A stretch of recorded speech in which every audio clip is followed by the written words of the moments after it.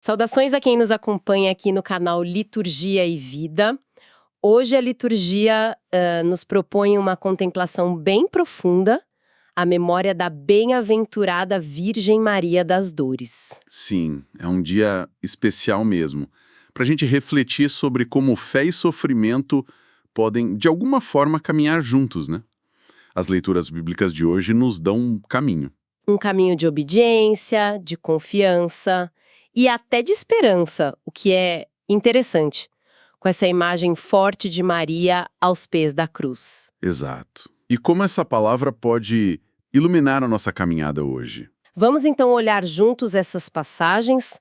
A primeira leitura, que vem da carta aos Hebreus, fala de Jesus num momento, assim, de muita angústia, né? É verdade, o texto é bem explícito. Diz que ele, com forte clamor e lágrimas, apresentou orações àquele que o podia salvar. E tem um ponto ali, crucial, Qual seria? que, embora sendo filho, aprendeu a obediência por aquilo que sofreu.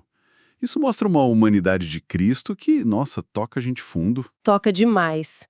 Mostra que a dor não foi um acidente de percurso, foi parte do caminho.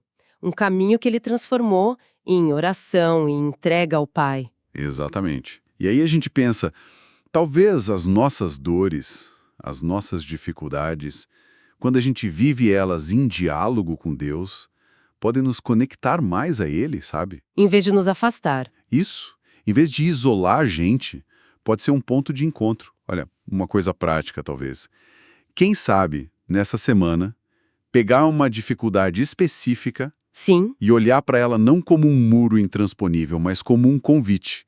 Um convite para uma oração sincera, unindo essa dor ao caminho redentor de Jesus. Que tal? uma ótima sugestão. E essa entrega, essa confiança, parece que encontra um eco forte no Salmo 30, né? Totalmente. É um salmo que começa na aflição, no aperto, mas ele desabrocha. Desabrocha na confiança, no louvor a Deus.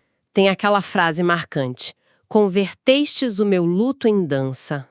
Que imagem! Uma imagem poderosa da esperança cristã, né? Não é que a dor some magicamente, mas a confiança em Deus nos sustenta através dela. Ele é a nossa rocha, o nosso refúgio seguro. E essa confiança não é uma coisa passiva, né? É uma entrega ativa. O salmista diz: Senhor, meu Deus, em vós procurei refúgio. É uma ação. Exato. E aí vale pensar, se a gente superou alguma luta recentemente, que bom parar um instante e agradecer de coração.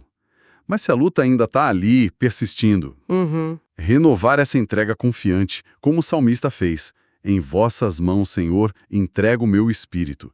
Isso pode dar uma força nova. Faz sentido. Bem, e aí a gente chega no Evangelho de João, no Calvário. Uma cena intensa. Intensa é pouco, né? Junto à cruz estão Maria, a mãe de Jesus, e o discípulo amado. E aí vem aquelas palavras de Jesus: mulher, eis o teu filho. E para o discípulo: eis a tua mãe. Ali, naquele momento de dor extrema, parece que algo novo está nascendo. É a igreja que nasce ali, né? Uma nova família, a comunidade de fé. E Maria, impressionante como ela permanece de pé, firme na sua dor. E nesse momento, ela recebe uma maternidade que vai além de Jesus. Uma maternidade universal. Isso, a dor pessoal dela não a fecha em si mesma. Pelo contrário, parece que abre o coração dela para uma compaixão que abraça todos nós representados ali no discípulo. Nossa, isso é muito forte. Quer dizer que o sofrimento, quando a gente consegue atravessar ele com fé, com amor, pode nos tornar mais sensíveis ao sofrimento do outro. Eu acredito que sim. Talvez uma dor que a gente viveu, por mais difícil que tenha sido, nos prepara de um jeito que a gente nem imaginava, para poder consolar, para poder servir quem está passando por algo parecido. Faz a gente se conectar, né? Exatamente. E aí fica um convite para a gente refletir. Será que alguma experiência difícil minha me tornou mais compreensivo? E a partir disso, buscar ativamente mesmo, sabe? Ser essa presença que acolhe, que conforta alguém que está precisando por perto, nesta semana. Então, quando a gente olha para Maria das Dores, não é um convite para ficar no luto, no pessimismo. De jeito nenhum. É um testemunho de resiliência na fé.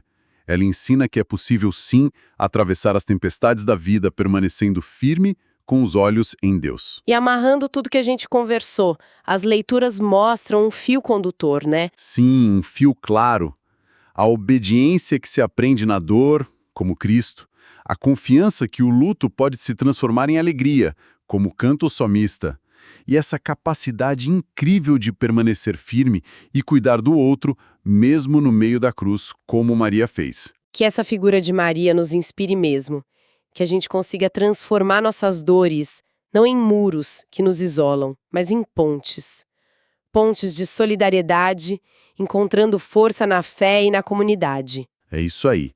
Que as dificuldades da vida, por mais paradoxal que pareça, se tornem chances para a gente aprofundar nossa humanidade, nossa conexão com Deus. Lembrando sempre que a cruz, quando unida a Cristo, ela não é o fim. Ela pode ser fonte de vida nova. Agradecemos imensamente a sua companhia nesta nossa reflexão de hoje.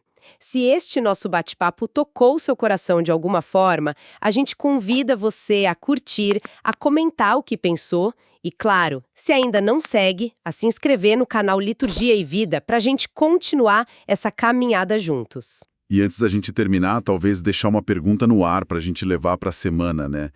Se a dor de Maria, ali na cruz, se transformou numa compaixão que abraçou a todos, como será que as nossas experiências coletivas de sofrimento como sociedade podem gerar não mais divisão, mas um cuidado mútuo mais profundo entre nós? Fica a reflexão. Uma ótima reflexão. Que a intercessão de Nossa Senhora das Dores nos fortaleça e nos guie para viver essa compaixão no nosso dia a dia. A paz esteja com todos.